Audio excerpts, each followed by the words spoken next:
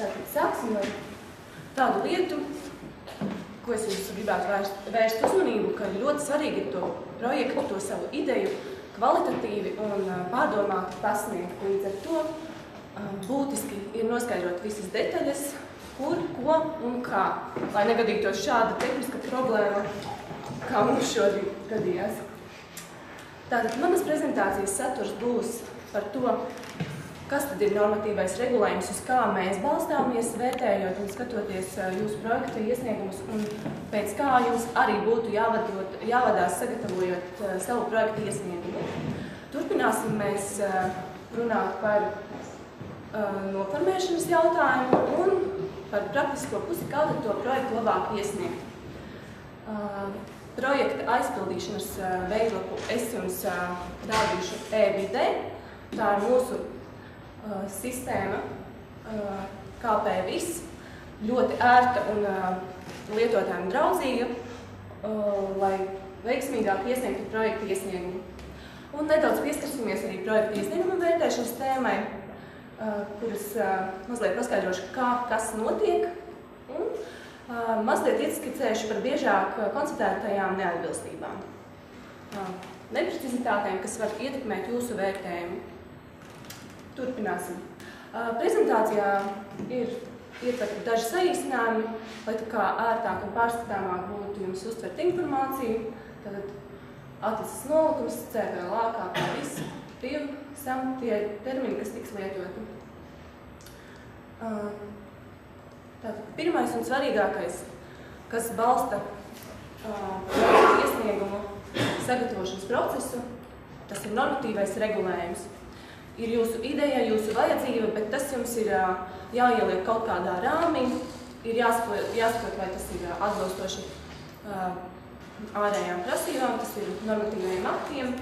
Līdz ar to mēs ņemam vērā trīs pīlārus, trīs bāzes punktus. Tie ir galvenie ārējie savu noteikumi, tātad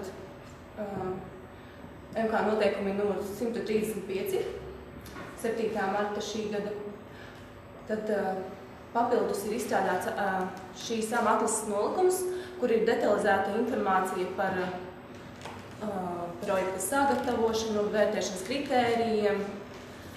Un kā trešā pozīcija ir citi normatīvi akti, kas ir jāņem vērā projekta iesniegumu sagatavojot. Un detalizētāk parunāsim tad šīs prezentācijas ietvaros par to, kas ir noteikts mūsu noteikumos šajos par SAM. Un tad viņas stājās spēkā 17. martā. Tad SAM projekta atlases nolikumā paskaidrošu, kas tad ir detalizētāk ietverts pielikumos, PIV veidlapā, aizpildīšanas metodikā, kāda ir vērtēšanas kritērija kopumā, kāda ir tā metodika. Un par līgumu nedaudz mums ieskicēja jau mans kolēģis Dainis Ozols, tā kā iezīmējot tās prasības, nosacījumus, kurus mēs tā kā piemērosim vēlāk projekta realizācijā un kuras jau jums tagad būtu jāņem sagatavojot projektu.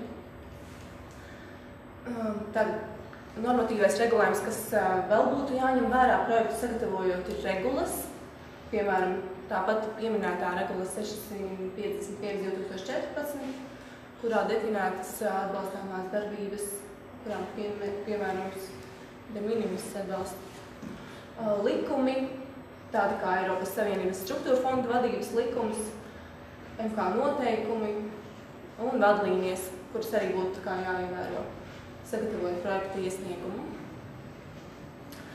Un tad ir ļoti būtiski saprast, kādas ir mūsu prasības, kādas ir jūsu vajadzības, un tā kā salikt to puzlīti kopā. Tādēļ ir svarīgi noskaidrot detaļas, un ir svarīgi jums jautāt, un mēs centīsimies skaidrot. Un tad, kur tad ir pamatbāze ar informāciju nolikta, novietota? Tā ir mūsu mājaslapa. S-fondi sadaļā 2014–2020 ir pieejama visa nepieciešamā informācija, sākot ar noteikumiem, atlases nolikumu, papildinot ar linkiem uz citiem normatīviem aktiem, kā arī vēlamā dokumentācija, kā piemēram tehniska ekonomiskā pamatojuma vēlamais saturs un pielikums, kāds būs mums jāievieto, jāiesniedz katru gadu pēc projekta pabeigšanas. Šeit ir īsa informācija par projekta laika grafiku, tātad iesniegšanas termiņi, vērtēšanas termiņi. Un vēl uz leju patinot, tur ir pieejamas vēlāk būs prezentācijas, kā arī atbildes un jautājumu sadaļa. Tātad iepriekš jau arī jums minēja Līva, bet atkārtošu vēlreiz, tātad šī ir atklāta atlase, pirmā kārta, un projekta iesniegums mēs gaidām 3 mēnešu periodā līdz 17. jūlijam. Līdz ar to jums ir zināms laiciņš, lai rūpīgi pārdomāt sagatavot savu projekta iesniegumu. Kā tad iesniegt projektu? Joprojām ir saglabājusies iespēja iesniegt klātienē, papīra formātā. To var izdarīt vai nu fiziski atnezot uz CFLA vai uz kādu nodeļu, vai arī nosūtot pa pastu. Bet mēs ļoti priecātos, ka mēs ietu līdz laikam un projektu iesniegumu iesniegtu elektroniski un vēlams KPVIS sistēmā. Par šo sistēmu mums stāstīs mans kolēģis Mikus Strazdiņš, līdz ar to es pagaidām nepieskaršos detāli, kā kļūt par tās lietotāju. Un tātad vēl otrais veids, kā mēs varam iesniegt projektu, ir elektroniska dokumenta veidā, parakstot, nosūtot uz CFLA e-pasta adresi. Detalizētāk par to, kā katrā no veidiem, kas ir jāievēro, skaidrošu. Un tad, ja dokuments tiek iesniegts elektroniski dokumentu formātā, jāievēro, protams, ir normatīvie akti, kas to regulē. Un visi šie dokumenti ir jāparaksta ar elektroniski drošu parakstu. Līdz ar to ir ļoti liederīgi šo jautājumu jau sakārtot šobrīd. Elektroniskais paraksts jums noderēs gan pie iesniegšanas, gan vēlāk pie projekta realizācijas, kā jau minēja Dainis. Ja papīra formātā tomēr izvēlaties iesniegt projektu, tad būtiski arī ir ievērot noformēšanas nosacījumus, kurus regulē attiecīgie normatīvie akti. Un tad jāiesniedz ir viens eksemplārs, oriģināls, un pievienojot identisku elektronisko kopiju attiecīgajos formātos. Vēršam uzmanību, ka elektroniskai versijai būtu jāsakrīt ar papīra formāta versiju. Un te ir virkne vēl papildus nosacījumi, kas ir jāievēro, kā numerācija, caurauklošana, datorraksts, pielikums, ja tie ir tā kā elektroniskā formātā, tad atkal tos arī jāapliecina attiecīgi normatīvu aktu prasībām.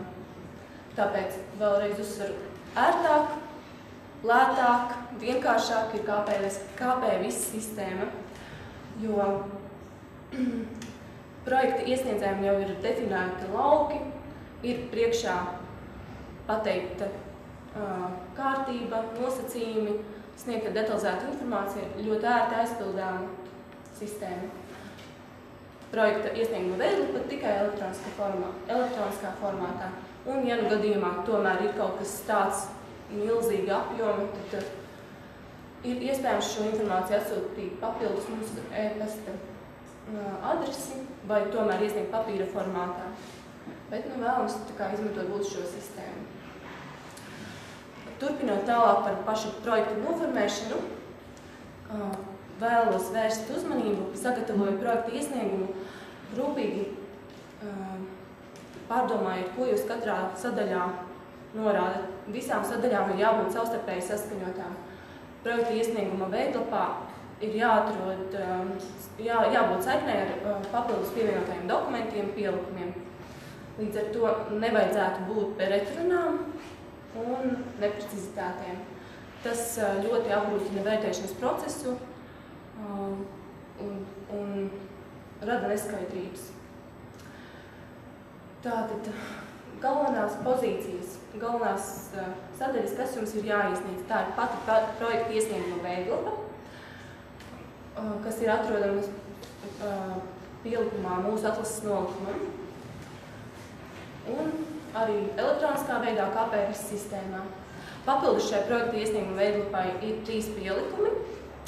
Projekta īstenošanas laika grafiks, finansēšanas plāns un jau detalizētāka informācija par jūsu finansējumu izlietojumu pozīcijām. Ko tad jūs tur plānojat iegādāties vai kur ieguldīt? Un papildus iesniedzamie dokumenti. Esmu sadalījusi pa daļām obligāti iesniedzamie un papildus vēlams, ja attiecināms iesniedzamie dokumenti. Šī daļa, šie dokumenti, kas šeit ir uzskaitīti, tie ir obligāti. Tas ir iztikas minimums, bet ne tā kā vienīgais.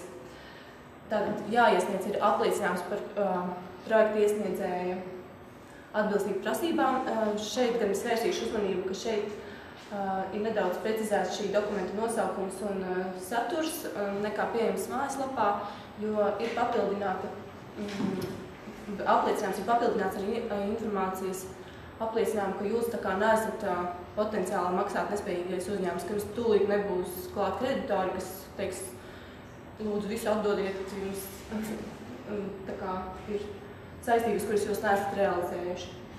Un otrā pozīcija, kas ir šajā apliecinājumā, kas ir vēl palikusi, un tā ir par to, ka jūs tiešām šo projektu realizēsiet, ka jums būs līdzekļi, un ja gadījumā kaut kas mainās, jūs strādāsiet pie šī jautājuma, tā kā, teiksim, domāsiet, kur ņemt naudu vienkāršot. Otrais dokuments, kas sarakstā, tas ir apliecinājums par dubultu finansējumu neesamību. Trešais ir uzskaitas veidlapa par de minimis atbalstu, tātad, kur jūs tā kā bijuši kā de minimis atbalsta saņēmēji. Šeit ir tā kā kvalificējas projektēšanas izmaksas, vides novērtējuma izmaksas. Un mums ir svarīgi saprast, lai tā kā nepārsniegtu šos limitus. Kur viņi redzēja, kuras pozīcijas kvalificētu minimistā? Tās ir uzskaitītas mūsu. Tad tās ir jāskatās regulā faktiski. MK noteikumos nav definētas? MK noteikumos tieši nav definētas. Tas ir būtisks jautājums, kas vienmēr ir tāds, kur ir jānojauš. Vai nav iespēja konkrēti šim projektam definēt, kas tad no šī projekta ir minimis? Tās ir projektēšanas izmaksas, tehniskās dokumentācijas, izstrādes izmaksas. Jā, attiecīgi šīs programmas projektiem tā ir visa tehniskā dokumentācija un siltumavotu būvniecības gadījumā arī vecā siltumavotu demontāža. Bet tikai siltumavotiem demontāža. Siltumtrasēm demontāža ir 651. regulas, tur vairs nav šis 2000. Jūsu jautājums bija par piešķirto iepriekšējo, vai tas, lai vispār uzskaitītu? Par piešķirtos pašiem jābūt citi iestādi ir piešķīrusi. Mēs visu zinām, mēs nezinām, kas tieši atbilst kuras pozīcijas. Jā, tās ir projektēšanas, tā kā tehniskās dokumentācijas izstrādes un demontāžas vietas.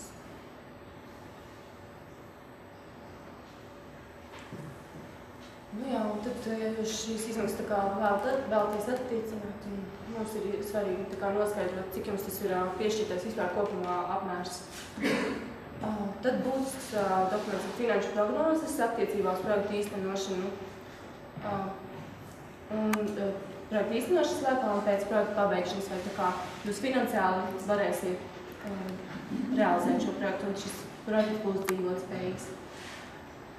Kā vēl viens dokuments ir grāmatvedības uzskaits kartītes par pamatlīdzekļiem, kuros projekta ietvaros jūs tā kā vēlaties veikt ieguldījumus, lai mēs varētu identificēt kas tad tiek plānots. Vai, teiksim, ja jūs mainat tur siltuma avotu, tad cik viņš ir tā kā nolietots, kāda vērtība un tam līdzīgi. Vēl būtisks dokuments ir tehniski ekonomiskais pamatojums, kur jūs sniedzat jau ļoti izvērstu informāciju par faktisko situāciju, saviem plāniem, sniedzat aprēķinu informāciju, kā arī prognozes nākotnē. Tehniskā ekonomiskā pamatojuma vēlamais saturs ir ievietots mājaslapā, bet tas nav stingri definēts, līdz ar to jūs drīkstat variēt, bet tā, lai nodrošinātu visu nepieciešamo informāciju priekš mums. Un, lai mēs varētu izvērtēt ieguldījumu pamatotību no izmaksu samērījuma un pamatotības puses, tad mums ir nepieciešama informācija, kā jūs esat veikuši tirgus izpēti, uz kā bāzes jūs esat noteikuši projekta izmaksas. Lai te mēs skatīsimies, vai nav, teiksim, sadārdzinājums vai kaut kādas nepamatotas izmaksas, lai tās izmaksas atbilst tirgus cenām. Un papildus iesniedzamie dokumenti, kas jāiesniedz atbilstoši konkrētajai situācijai, saraksts arī ir ļoti garš, bet šeit jums pašiem individuāli jāizvērtē, kas uz jums attiecas. Ja jūs vēlaties klasificēties un jūs klasificēties kā mazais vidējais komersants, jums ir jāiesniedz deklarācija, un šis dokuments ir būtisks pie pozīcijas, ka mēs vērtējam jūsu intensitātes.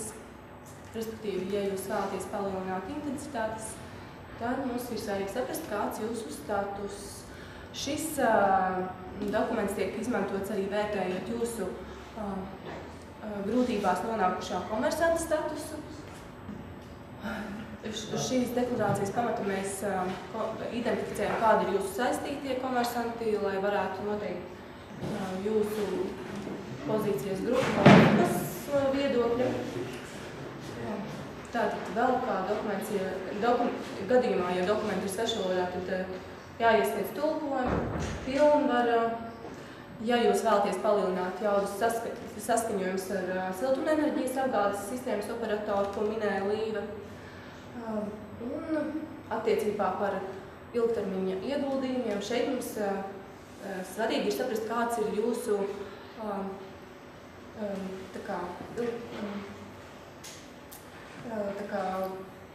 ieguldījumu tiesības, teiksim, kur jūs esat ieguldījums īpašumtiesības zemē, ēkām. Un te mums ir nepieciešama informācija par to, vai jums ir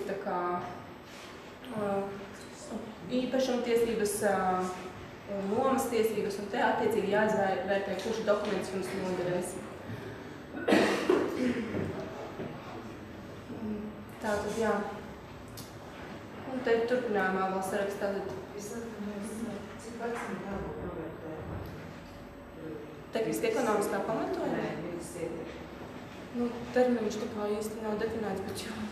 5 gadus vecs. Viņam nav automātu, tad 5 gadus tikai? Nē. Tieši šobrīd komentā. Viņš ir stūri.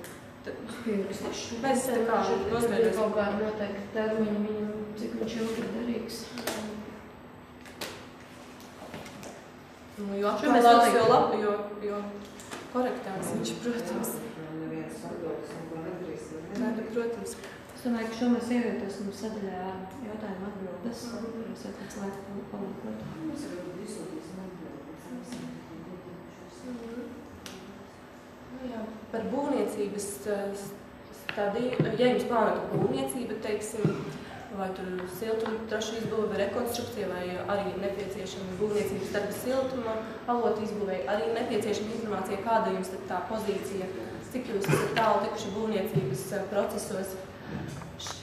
Tātad te, kā apliecinājumi, jāiesniedz vai nu būvatļauji ar nosacījumiem projektēšanai, vai būvatļauji, kas tā kā jau ir bez nosacījumiem, un jums visi procesi ir atvērti, jūs varat sākt būvēt, vai kā mums būvniecības ieceras iesniegumu kopiju.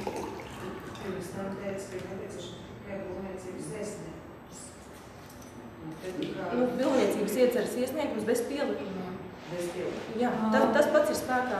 Vienkārši šeit es vienkārši uzskaitīju tos dokumentus, bet nepaskaidroju. Tas būvniecības ieceres iesniegums tiek interpretēts. Jā, mēs būvniecības iesniegums šobrīd vienkārši vai atvieglot tās prasības, jo mēs sapratām, ka 3 mēnešu laikā liela daļa uzņēmumu nespēs sagatavot visu būvniecības dokumentāciju. Tur, jā, tas varētu būt mūsinoši, jo viņš ir minēts kā būvniecības ieceres iesniegums, tad šo kritēriju piemērošanas metodikā ir skaidrības, ka mēs to interpretējam kā vienkārši būvniecības iesniegumu. Šobrīd. Jā. Tur var arī nebūt būvļauja. Tāpēc tas nosacījums ir par tiem 1,5 gadiem. Par pusotru gadu. Jā, tāpēc jums tiek dots termiņš, kurā jums ir jādara viss iespējamais, lai jūs nokļūtu līdz šai būvļaujai. Pirms tā sanāks pasūtītiem biznesējiem ir jau jābūt gatavām tehniskiem projektām, lai viņš zina, viņam jābūt tehniskiem projektām. Ja viņš nevar precīzi tā, Nē, uz kā mēs izvērtēsim, mēs nevarēsim izvērtēt uz, ja jūs iesniegsiet vienu ciparu, tad mēs prognozējam, mums vajag to aptuvenu detālu skici, kā jūs plānojat tās izmaksas. Kaut ko jau tā kā var prognozēt. Tātad, būvniecības pozīcijā, tad ir iekārtu pozīcija par iekārtām. Ja jūs plānojat iegādāties, arī ir jāiesniedz tā kā, ja jums ir veikts iepirkums, tad iepirkuma dokumentācija, ja nav iepirkums, tad detalizēta tehniskā specifikācija. Kur mēs, kāpēc mums šo informāciju vajag, lai mēs varētu izvērtēt, vai šie ieguldījumi ir nepieciešami jūsu tā kā plānotajiem mērķim. Arī šī informācija nodara priekš izmaksu pamatotības izvērtēšanas. Jā. Un šo informāciju arī savā lēmumā, savā vērtējumā ņems vērā eksperts, kas tiks piesaistīts projekta iesnieguma vērtēšanu. Kādēļ nevar likt kopā sadarbot trases ar katlumā? Tā. Līga. Ja tas ir viss kopējais projekts, man teiksim, jāmēs, mēs taisīsim tagad 2 projektus. Nē, mēs taisīsim 1 projektu.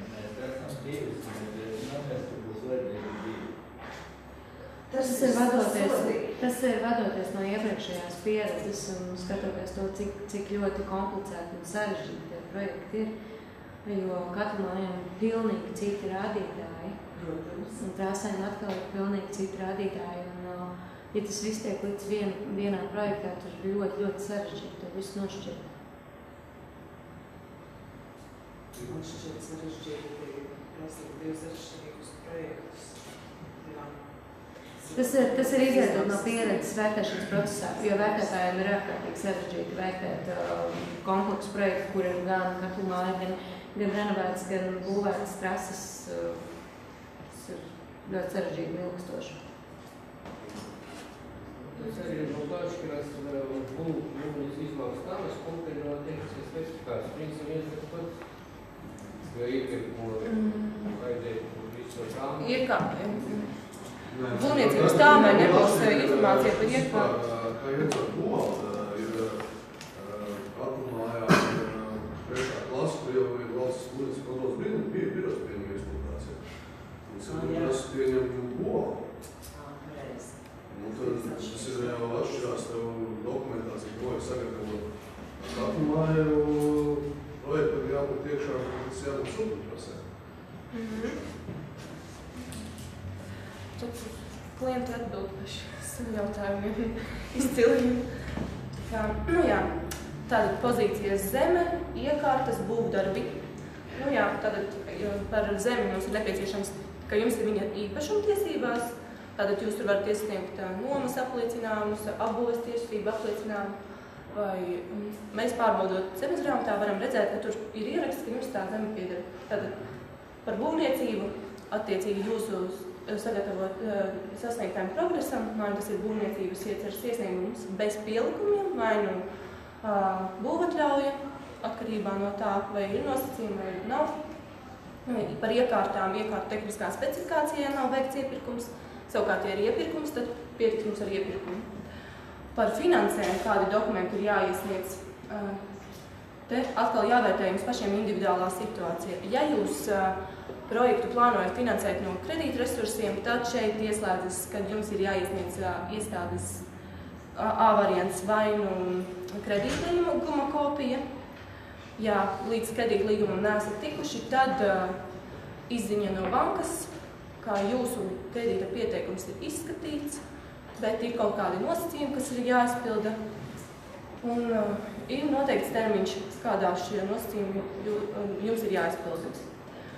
Un trešais variants, ka jūs tā kā vēl neesat īsti droši, par ko, kā jūs finansēsiet, tad jums ir atrunāti finanšu resursi, vai nu savi līdzekļi, vai nu ir veikta tirgus izpēta, kur jūs tā kā varētu doties pēc šīs naudas.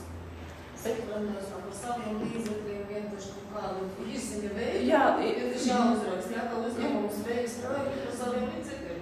Tas jā, tad jau kādā veidā. Par kontā esošiem. Bankas izziņa par kontā esošiem līdzekļiem. Jā, šeit ir tā kā viens ir apliecinājums, ka jūs tā kā finansēsiet šo projektu, plus vēl ir bankas izziņa.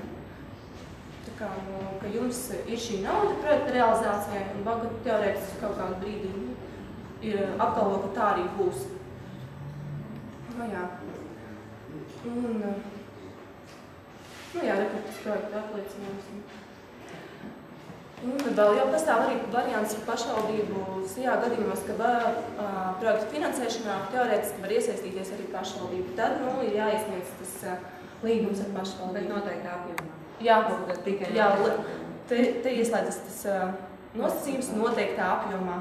Te ieslēdzas jautājums par tiem procentiem, kur jums ir jārēķinās, ka nevarat pārsniegt 15. Kopējo atbalstu. Kopējo atbalstu. Jā. Atkarībā no statusa tur ir jāskatās, ja jūs mazais vidējais komersants vai ne. Un kas vērstīšu uzmanību uz 24. punktu un citi dokumenti. Šeit es kā piemēru, kas vēl pie un citiem dokumentiem klasificējas, ir gadījums tad, kad jūs neesat SPRK reģistrēts komersants, kā siltumenerģijas ražotājs vai pārdevējs. Tad, ja jūs vēlaties pretendēt šī aktivitātē samā uz atbalstu, jums ir jāpierāda, ka jums ir ārējie siltumenerģijas patērētāji. Cik tādiem ir jābūt? Nav definēts, bet minimums ir vismaz viens. Jāspēj pierādīt, ka jūs tiešām kādam piegādājat siltumenerģiju. Piegādājam vai piegādāsim?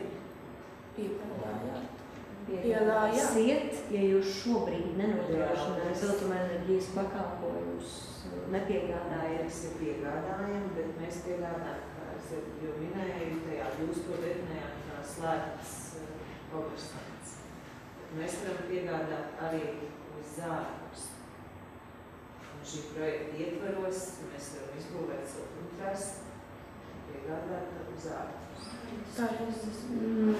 Nē, tas neizklausās pēc pirmās kārtas. Ja jūs esat uzņēmums, kurš nodrošina sev siltumenerģiju un piegādā vēl tikai kaut kādai vienai ēkai, kurā ir jūsu saistītais uzņēmums, bet jūs nenodrošināt centralizētās siltumlietas pakalpojumu, tad jūs nevarat valsts atliešanu pēc definīcijas, jo šī programma ir centralizētajā siltumlietai paredzēta. Jums šobrīd nav reāli klientu ar reālu patēriņu šeit klientu. Tur ir tā problēma, jo jums jau ir jāspēj uzrādīt esošo patēriņu, esošiem klientiem. Un teiksim, pilnīgi jauna klienta slēgšana klāt sistēmai būs attiecināma tikai otrajā kārtā. Pirmajā kārtā noteikti ne. Un tad rezumējot šo sadaļu par papildus iesniedzamajiem dokumentiem, projektu iesniegumu pielikumam, tad varbūt uzsvēršu vēlreiz, ka ir 4 būtiskas daļas, tātad vispārīgās prasības, kur ir tie obligāti iesniedzamie dokumenti, lai mēs varētu identificēt, vai jūs vispār atbilst sama nosacījumiem, vai tās izmaksas, kas jums plānotas, ir atbilstošas sama nosacījumiem. Un tad ir tās 3 pozīcijas, kā papildinošie, bet arī būtiskie nosacījumi. Tad zeme, būvniecība, iekārtas un finanses. Un tad izejiet cauri šim sarakstam un identificējiet, kas atbilst jūsu situācijai. Un tagad varbūt sāksim skatīt jautājumu, kā tad praktiski to izdarīt. Kad jūs esat visu sagatavojuši, sakomplektējuši, kā tad iesniegt KPVIS sistēmā. Kad nākamajā prezentācijā Mikls Strādnieks izstāstīs par praktisko pusi un kā lietot, un kā kļūt par lietotāju, šeit es vairāk no pozīcijas, kā to praktiski darīt. Kad jums tiks izsniegts lietotāja vārds un paroli, jūs pieslēgsieties, un tad attiecīgi izvēlēsieties konkrēto samu. Un kā pirmā pozīcija, kur jums jāsniedz informācija, tā ir sadaļa vispārīgā informācija. Šeit jūs sniedziet identificējošo informāciju par sevi kā komersantu, kas jūs esat, kur jūs atrodaties, kāds ir jūsu plāns, ko jūs definējat projektu nosaukumā, tips, kontakta adrese, jūsu esošās pamatdarbības nozare, vēlamā korespondentes adrese un kas tad būs atbildīgs par šo projektu. Šo informāciju mēs vērtējam skatot projektu iesniedzēju atbilstību samam nosacījumiem. Tas ir pamatdati, uz kā mēs tālāk vērtējam, skatāmies, kas jūs esat, ko jūs darat un vai jūs esat mūsu sama mērķa klients. Nākamā sadaļa, kas šeit turpinājums, kas jums jāiesniedz. Tad atbildīgā persona, kontakta informācija. Tad tie ir vispārīga informācija. Nākamais ir projekta apraksts. Šeit jūs jau sākat detalizētāk skaidrot, ko tad jūs plānojat projektu ietvaros darīt. Projekta būtība, cik ilgā laikā jūs plānojat visu to paveikt. Teiksim, to siltumtrases izbūvi, kādas būs kopējās izmaksas, plānotie rezultāti. Šī sadaļa ir kopsavilkums visam projektam. Līdz ar to, kā jau es uzsvēru iepriekš, šajā sadaļā norādītajai informācijai ir jāsalinkojas ar citām sadaļām un citiem papildus iesniegtajiem dokumentiem. Tad definējot projekta mērķi, pamatojot, kā jūs šo mērķi sasniegsiet, kādas varētu būt iespējamās, kādas ir problēmas, uz kā pamata jūs nonākuši pie šī projekta un iespējamie risinājumi, kas ir jūsu mērķi grupas klients un kāpēc jūs vispār vēlaties realizēt šo projektu. Un, lai vieglāk aizpildītu katru sadaļu, vērstīšu uzmanību, ka pie šī sistēma paredz paskaidrošu opciju e-burtiņš, tādā zilā krāsā. Un šeit ir vadlīnijas, instrukcija, ar ko jums katrā sadaļā aizpildīt detalizētāk. Vienlaikus vēršot uzmanību, kas ir jāievēro no termiņu, no izmaksu viedokļa. Un vienlaikus pildot šo sadaļu, jūs jau varat arī rēķināties un saņemt informāciju, kur mēs jūsu sniegtos datus izmantosim, kuros kritērijos mēs vērtējot skatīsimies šo informāciju. Nākamā pozīcija ir darbības un rezultāti. Šeit jau jūs definējat, ko jūs konkrēti darīsiet sava projekta ietvaros. Šeit ir neliels piemērs. Tad, ja tā ir centrālās siltumapgādes ražošanas avota būvniecība, tad definējam darbības, tad uzbūvēsim to avotu. Sasniedzamais rezultāts būs viens līgums, kura ietvaros tiks piegādāts, uzstādīts šis avots. Un tādā veidā par katru projektu ietvaros plānoto darbību mēs aizpildam. Visas šīs darbības kumulējas un vēlāk atspoguļojas projekta laika grafikā un arī netieši finanšu budžetā. Nākamā pozīcija ir rādītāji. Šeit jau jūs definējat, ko jūs vēlaties sasniegt. Ja, piemēram, ir siltumtrašu rekonstrukcija vai būvniecība, tad mēs ierakstam šeit, mēs tur renovēsim 10 kilometrus. Un tad, kad tiks projekts realizēts, uzraugot, mēs skatīsimies, vai jūs esat to, ko plānojuši, sasnieguši. Tāpat arī, ja ir plānotas siltumavota nomaļa, tad mēs definējam, ka mūsu mērķis šeit ir sasniegt tik un tik lielu ietaupījumu, tik megavati gaļā.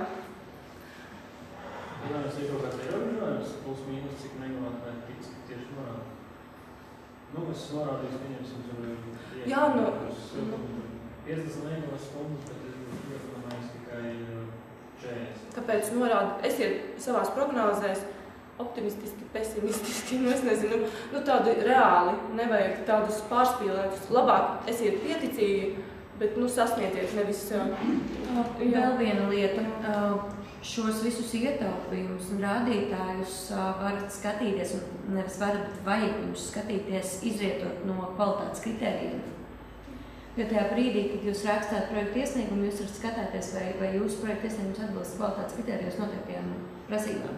Tur ir iekļauts formulas, ar kuru palīdzību var aprēķināt, kādu ietaupījumu jūs ar to projektu palīdzību varat sasniegt. Šo ietaupījumu arī tur var būt priekšā. Jā, Lība ļoti lieliski paskaidroja, ka tas atkal salinkojas ar nākamo pozīciju. Tas ir tehniski ekonomiskais pamatojums, kas ir pielikums projektu iesniegumam. Faktiski šeit jūs ieliekat to ciparu no šī jūsu plāna. No kritērijiem, no tehniski ekonomiskā pamatojuma. Katrā ziņā visos dokumentos esošiem ietaupījumiem, skaitļiem, informācijām, viņiem jābūt sastarpēji saistītiem. Nevar būt tā, ka tehniski ekonomiskajā pamatojumā būs viens ietaupījums, kritērijos pēc aprēķina ir cits, un šeit vēl trešais. Visās trijās vietās ir jābūt vienādiem ietaupījumiem. Jā, tāpēc atgādinu, informācijai ir jābūt savstarpēji saskaņotai.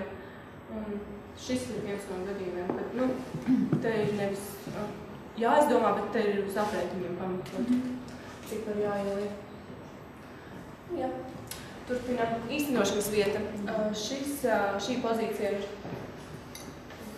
tā pozīcija, kur jūs jau identificējat, kurās vietās jūs šie ieguldījumi tiks veikti. Ja tā ir ēka, tad jums ir jāievada informācija par to ēkas adresi, kadastra numuru, jāraksturo tā vieta.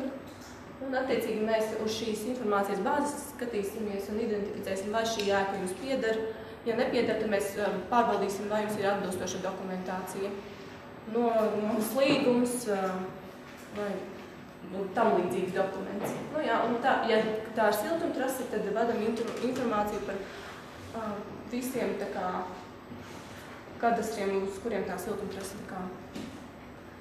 atrodas. Šeit arī tie lauki ir arī definētie lauki, kur jums nekas nav jādomā, vienkārši izvēlaties no joslas.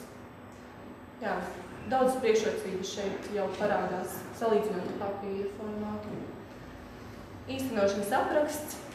Šeit jums jāsniedz plaša izvērsta informācija par to, kā jūs plānojat šo projektu realizēt no finanšu, vadības un īstenošanas kapacitātes viedokļi. Šeit jums jāspēj pamatot, ka jūs esat spējīgi šo projektu realizēt. Šeit mēs rakstiski norādīto pārbaudīsim, skatoties papildus iesniedzamajos dokumentos, un šī informācija arī attiecīgi tiks vērtēta kritērijos pie projekta dzīvotspējas analīzes. Attiecīgi te norādam informāciju arī par projektu īstenošanas termiņu, kas atkal tālāk parādīsies projekta laika grafikā vēlāk sadaļā. Risku izvērtējums. Veicot savu kapacitātes izvērtējumu, vienlaikus arī identificējiet riskus un šos riskus attiecīgi savadiet konkrētajās sadaļās. Šeit ir piemērs, piemēram, pie finanšu, nepareizi saplānota finanšu plūsma. Un novērtējiet, cik tas liels risks. Ja jūs jūtaties ļoti droši, ka jūs izvērtējuši krustus kērsu, tad veiciet zeme vidē. Atkal šeit nav pašam jāizdomā, te ir jāizvēlas, kas atkal pozitīvi salīdzinot ar papīra formātu. Saistība ar citiem projektiem. Ja gadījumā jums ir kaut kāda saistība ar citiem projektiem, tad šeit norādam to informāciju. Identificējot projektu, paskaidrot, kāda varētu būt šī saistība, kādas ir tā saistītā projekta izmaksas. Šeit nākamais horizontālais princips. Uz šo samu attiecas ilgspējīga attīstība, ar to saprotam zaļā iepirkuma komponenti, ja gadījumā, ja jūs piemērojat savam iepirkumam vai zaļās darba vietas, respektīvi, tad attiecīgi šeit norāda to informāciju. Un, ja jūs plānojat zaļo iepirkumu vai zaļās darba vietas, tad attiecīgi jums ir iespēja pretendēt uz papildus punktiem, papildus kritērijām par ilgspējīgu attīstību. Par zaļajām darbvietām es varu pieminēt, ka gadījumos, kad tiks veikta siltumavotu rekonstrukcija vai būvniecība, tās visas darbvietas, ko jūs papildus radīsiet, viņas teorētiski skaitās zaļās darbvietas. Jo šajās siltumavotos tiek izmantoti atjaunojami energoresursi. Tas, kas attiecas uz prasmēm, tur gan tie resursi, ar ko tiek ražot siltumenerģija, var būt dažādi. Līdz ar to tur ir jāskatās, kāds tas ir. Attiecībā uz zaļo iepirkumu šis vēl ir diezgan stiepts un filozofisks iedziens. Horizontāls jautājums, kas attiecas ne tikai uz šo programmu, uz visām. Es domāju, ka kaut kad drīzumā vajadzētu būt kaut kādam plašākam skaidrojumam, ko tas vispār nozīmē un kā to vispār identificēt. Tā ir tāda neliela piebilde par to visu. Tad sadaļa projekta ietekmes vidi. Šeit jums pašiem jāizvērtē, tā ir būtiska. Un, ja ir bijis nepieciešams, tad būs noteikti tas ietekmes uz vidi izvērtējums, un tur jau būs priekšā pateikts, kāda jums tā kā pozīcija ir jāatzīmē. Nākamais ir publicitāte. Par publicitāti jau ieskicēja Dainis, kādi pasākumi varētu būt piemērojami. Šeit ir definētas galvenās iespējamās publicitātes versijas. Un šeit vērsīšu uzmanību, ka jums jāskatās individuāli no jūsu projekta finansējuma summas, kohēzijas fonda daļas. Un, ja jums summa pārsniedz 500 000, tad jums kā minimums projekta īstenošanas laikā ir jābūt lielformāta informatīviem stendam, pagaidu. Savukārt pēc projekta īstenošanas jau jānomaina uz patstāvīgu stendu. Savukārt jau šī summa kohēzijas daļas ir mazāk kā 500 000, kā obligāta prasība ir plakāts. Vienlaikus informēšu, ka šeit tiks nedaudz modificēta šī sadaļa KPVS sistēmā, paredzot vēl arī norādīt informāciju par lielformātu plakātu. Šobrīd nav, bet teorētiski ir ierakstīta kā papildus versija, vēlāk būs kā obligātais lauks. Projekta ilgtspējas nodrošināšana. Šī sadaļa sasaistās ar tehnisko ekonomisko pamatojumu un finanšu analīzi. Tā finanšu sadaļa, projekta naudas plūsmā, peļņas zaudējumu aprēķinu, paskaidrojumiem, bilancēm. Šeit jums ir jānorāda, kā jūs plānojat nodrošināt projekta realizāciju pēc projekta pabeigšanas un kā sasniegsiet tos rādītājus, ko jūs esat definējuši 1.6 sadaļā, kas jums ir aprēķināti tehniski ekonomiskā pamatojumā. Šis viss tiks vērtēts pie projekta ilgtspējas kritērija, dzīvotspējas. Sadaļa valsts atbalsta jautājumu. Šeit jums ir jāskatās no savas individuālās situācijas, ja jūs projekta ietvaros saņemat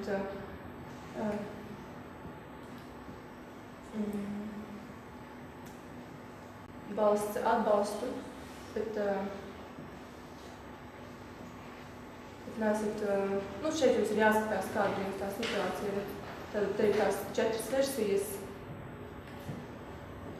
Un tur jāskatās individuāli, kādas jums izmaksas un ko jūs plānojat. Tā kā, tur izvērtējiet paši, kas jums tā kā piemērotākais.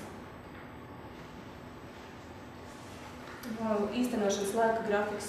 Tātad šis salinkojas ar jūsu plānotajām darbībām, ietvaros ar iepriekš norādīto informāciju pie projekta apraksta, cik ilgā termiņā jūs plānojat īstenot projektu.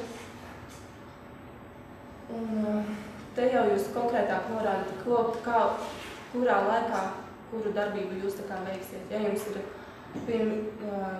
izmaksas, kas ir jau radušās pirms projekta iesniegšanas, jūs atzīmējat ar burtiņu P. Tās ir izmaksas, kas attiecinām uz 2016. gada 1. oktobra, tā ir tehniskā projekta izstrāde, ietekmes uz vidi izvērtējums, demontāžas izmaksas siltumavota gadījumā. Savukārt aktivitātes, kuras jūs jau realizēsiet pēc projekta iesniegšanas, pēc līguma noslēgšanas, jūs norādīsiet ar krustiņu X. Viena būtiska lieta, ko es atceros, ka es nepieminēju attiecībā uz izmaksu attiecināšanu, vispār visa projekta izmaksu attiecināšanu.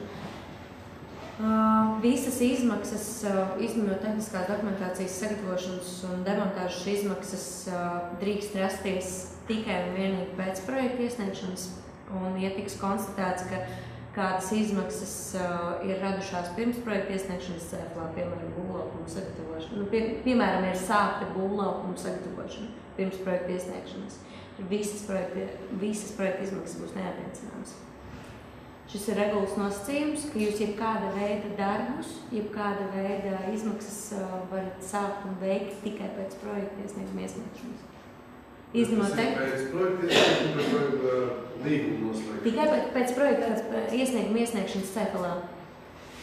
Tā brīdī, ka jūs... 18. jūlijā varētu jau sākt būvlaukuma. Jā, tad, kad jūs saņemat apstiprinājumu, ka jūsu projekta iesniegums ir iesniegts, tā jūs varat sākt darbu.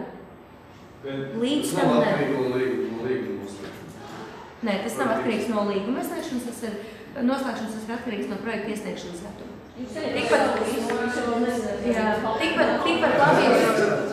Tikpat labi jūs jūnijā varat iesniegt projekta iesniegumu.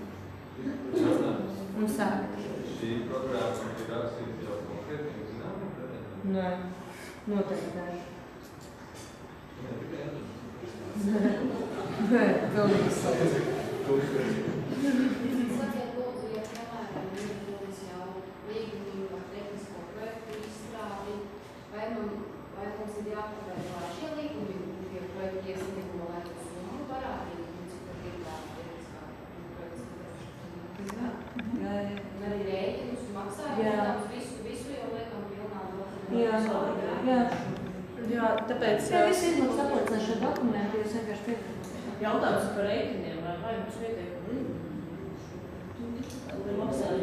Pie maksājuma pieprasījuma Ja viņi noteikti gribēs jābūt pēc tam, rēķiniem. vai Mums pietiek.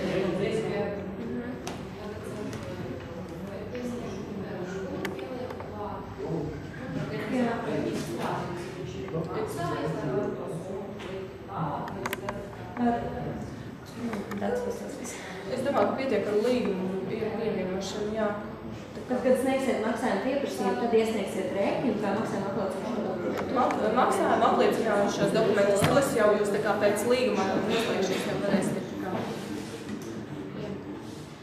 Tā, pārceļamies uz finansēšanas plānu.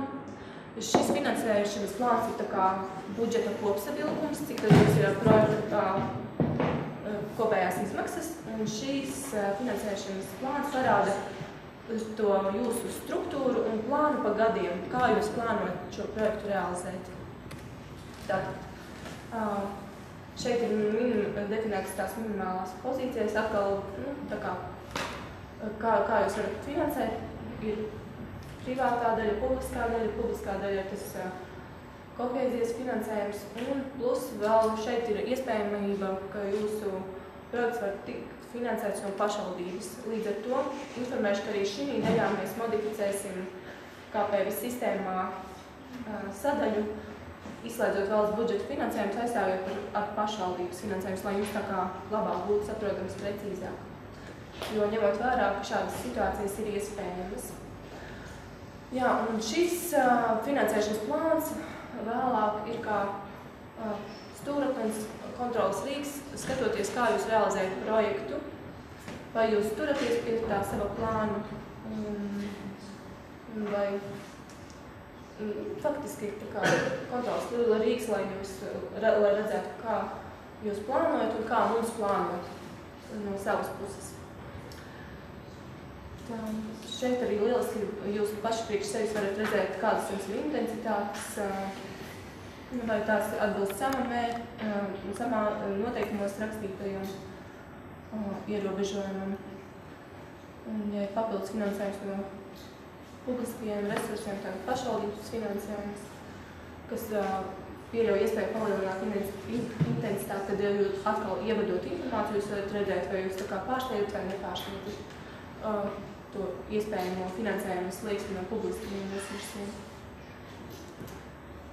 Budžeta kopsadalījums. Tātad šī ir tā detālākā pozīcija, kur jau jūs norādat detāli, ko jūs tā kā plānojat finansēt no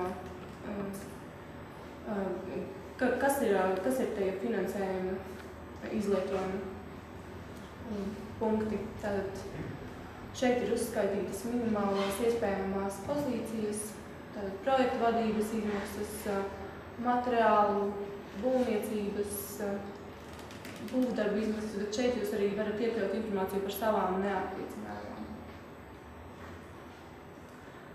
Papildinot. Un citi pielikumi, tad KPVS sistēmā ir definētas tā kā tās minimālās prasības, kas jau bija norādītas iepriekš, minimālais dokumentu loks, kas ir jāiesniedz, taču tas neierobežo jūs iesniegt vēl papildus dokumentus. Tātad tie ir tie papildus dokumenti, kas ir atbilstoši jūsu projekta būtībai, specifikai. Un apliecināms ir tā beigu sadaļa, kurā jūs pēc visas informācijas aizpildīšanas pasakat, jā, ka tā izsniegtā informācija ir pareiza, sagatavot atbilstoši prasībām un ar klikšķi piekrīt augstāk minētājiem, apstiprinot un iesniedzat mums vērtēšanai. Tālāk. Nu jā, un tagad varbūt nedaudz par to procesu, kā viss tas izskatās no mūsu puses.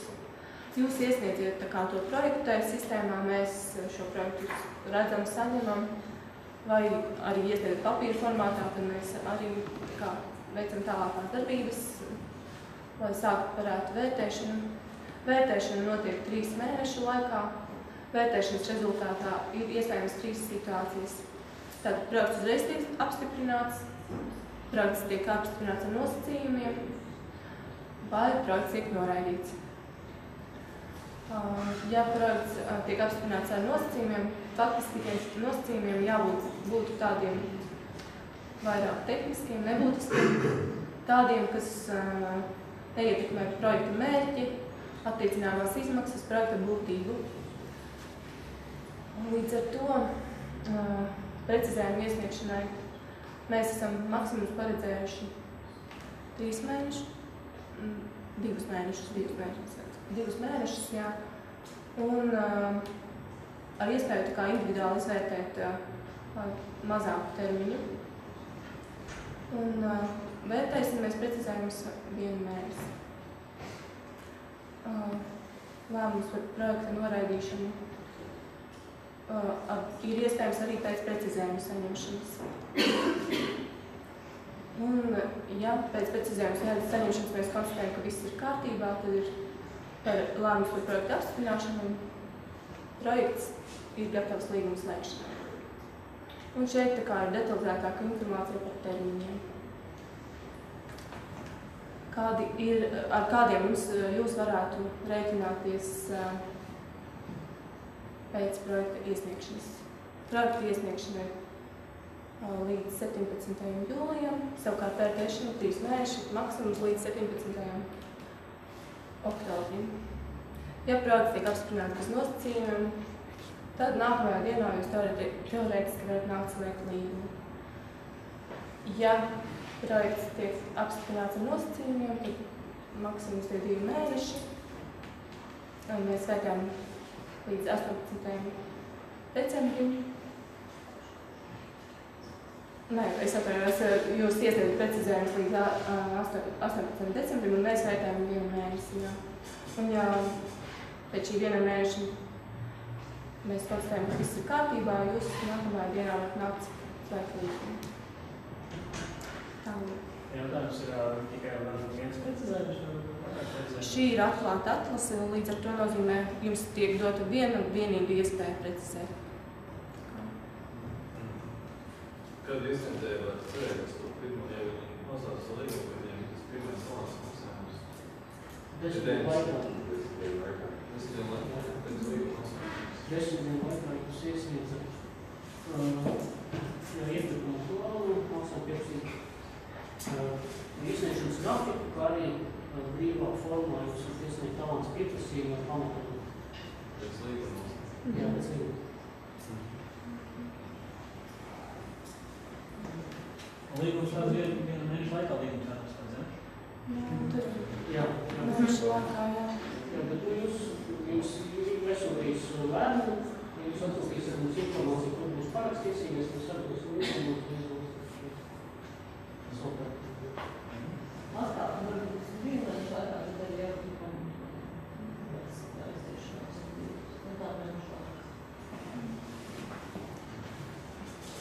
Nu jā, un par pašu projektu vērtēšanas procesu atlases nolikumā ir pielikums par informācijā par kritērijiem un informācijā par kritēriju piemērošanas metodiku. Šī semināra ietvaros mēs ļoti minimāli pieskārāmies šai tēmai, bet informēju, ka turpmāk būs arī tiek plānots seminārs par tieši konkrēti kritēriju piemērošanu, vērtēšanu. Līdz ar to šobrīd tās skicīta ir neliela par to, kā tiek konkrēti vērtēts katra kritērija ietvaros un kas tiek vērtēts. Bet kopumā projektam vērtēšanas procesā ir jāiziet 2 filtriem. Pirmā daļa ir neprecizējamie kritēriji, kur mēs skatāmies, vai projekta iesniedzējs ir atbilstošs vispār savam mērķim, vai viņš ir iesniedzis visus obligāti nepieciešamos dokumentus, vai viņš ir uzņēmums, kas neatbilst maksāt nespējīgi uzņēmuma pazīmēm, vai projektā plānotās darbības mērķi atbilst sama nosacījumiem, respektīvi, vai jūs plānojat tur nomainīt siltumavotu uz energoefektīvāku vai siltumtrašu rekonstrukciju veikt, būvniecību vai aizstāt fosilo siltumavotu ar atjaunojumu energoresursu vai, faktiski jāskatās tas.